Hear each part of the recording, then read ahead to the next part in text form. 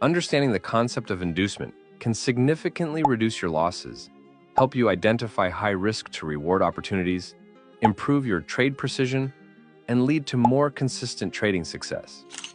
In this video, I'll walk you through everything essential about inducement, starting from what inducement really is, how to identify inducements in the market, and how you can trade without falling into the trap.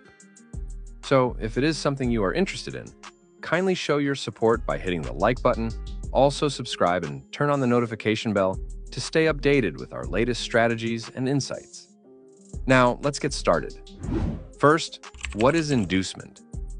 Inducements are specific zones in the market where liquidity is intentionally created to tempt traders into taking false entries, often resulting in stop-loss hits before the actual market move takes place.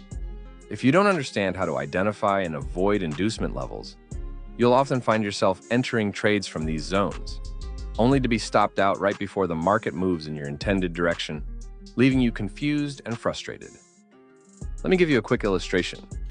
Imagine you've identified a break of structure in a demand zone, and you're waiting for price to return to the identified demand zone. But just as price begins to retrace toward that zone, you had another break of structure to the upside, with a new demand zone. Most times, this new zone acts as inducement, and many traders would assume it's a valid new structure and start entering buy positions from there, only for the price to give a small move in their favor, then reverse, hit their stop loss, and finally tap into the original zone and move in the expected direction. Now here's what inducement does.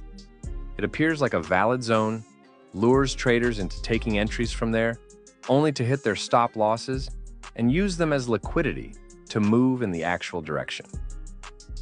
Now, let's look at what an inducement looks like on real chart. Here on the Euro-Dollar 15-minute chart, you can see we first had this break of structure to the upside, with our identified demand zone down here. So ideally, we should be waiting for price to return to our demand zone, so we can look for opportunities to buy. But instead of price returning directly to our demand zone, we had another break of structure to the upside, forming a new level down here, which looks like a new demand zone. Now, many traders might see this as a new point of interest and start entering buy positions from there. But in reality, this is an inducement zone created to lure traders into taking false entries, just to use them as the liquidity. Now, what price does is that it makes a brief pullback into the inducement zone and give a little reaction to the upside. At this point, those who entered at the inducement zone might think that their trades are now running in profit, only for price to reverse, hit their stop losses, then tap into the original demand zone and makes the actual move in the direction. So what happened here is that price used the liquidity from those stop losses to gain momentum for the real move to occur. Same thing applies to a bearish scenario. On this chart, we have this bearish break of structure here with our identified supply zone. So we should be waiting for price to return to our supply zone so we can look for selling opportunity. But instead of returning directly to our zone, price gave another break of structure to the downside, leaving behind another supply zone. Now, some retail traders will see this as a new point of interest and start entering sell positions from the zone.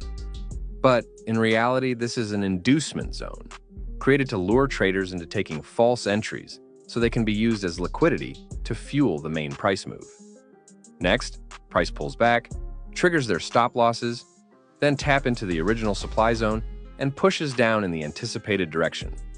So being able to identify inducement zones will help you to avoid being trapped, thereby minimizing your losses and increasing your chances of winning. Now the question is, how do we identify these inducement zones in the market? The truth is that there are different ways to figure out inducements in the market. But based on my experience in the market, one of the easiest and most effective way is by applying the concept of premium and discount zones, using the Fibonacci retracement tool. Let me give you an illustration. As we know, one of the core rules of trading is to buy low and sell high. Now, when big institutions want to buy, they place their orders at a discounted price. So they create this manipulation zone to tempt retail traders into taking trades from the premium zone, only for their stop losses to be swept, generating the liquidity they need to move price when their orders are filled. Now, if you find a setup like this whereby you have two demand zones, this is how to figure out the inducement. Just take your Fibonacci retracement tool and draw from the lowest point of the swing low to the highest point of the swing high. Now, any zone that falls within or above these three retracement levels are considered to be on a premium zone, and they often act as inducements, while the zones that form below them are considered to be on a discount level. These retracement levels are 0.5, 0.618, and 0.832. In this illustration, you can see that this upper zone happens to form at the premium level, so we consider it an inducement. In a bearish scenario where you have two supply zones, just pick your Fibonacci tool and plot from the highest point of the swing high to the lowest point of the swing low. Then check if any of the zones formed at a premium level.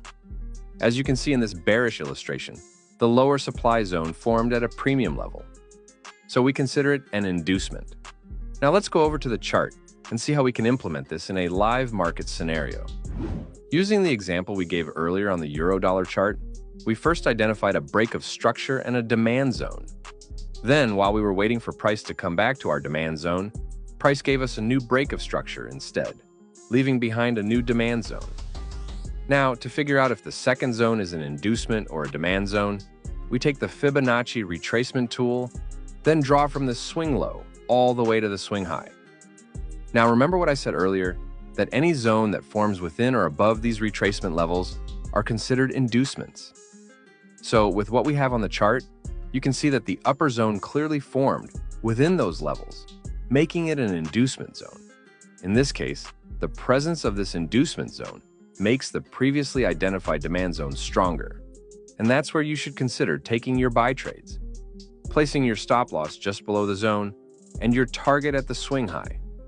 And letting the trade run, you can see how price pulled back, clearing the inducement, tapped into the demand zone, and moved to our target.